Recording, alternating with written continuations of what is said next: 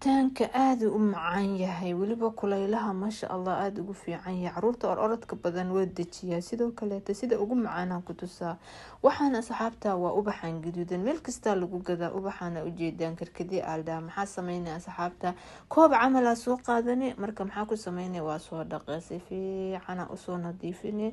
tuubada geey hada biyaan ku soo dhaqay biyahana waa ka miira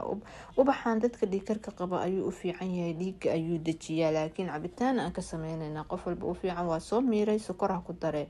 maxaa sameynaa markaas korta ku dartay asxaabta qaaliga biyo karkaraya ku shubay biyo karkaraya shardi maaha biyo qabo waa ku shubi kartaa laakiin isla markii daqiiqadii hadaartid inuu saa u gaduuto biyo karkarsan dabka ha saarin saas uu noqdo fiir dhiinto markaas kaale waxaa sameynaa waa miire waxaan ku tusaa si uu macaan kuugu noqonayo haaf baa koobka ku shubay baraf baa soo qaadanay waa ka buuxinay dhexbartanka barafku markuu imaado korka hadana asagii uga shubay waaw aad u macaan yahay waxaa kaloo sameyn kartaa asxaabta qaaliga ah aad runtii cabitaankan horta u macaan yahay waxaa soo qaadanay koob soo qaadanay haaf asagana ka dhigay marka haaf ka dhigtay baraf ku shubaysa liin dhanaan soo qaadanay iyadoo soo jarjartay ama waxaa sameynay aniga hadda intaan miiro liin dhanaanta bahalka barafka ku shubaa laakiin adoo soo jarjara ku shubay isbarayda korka uga shubay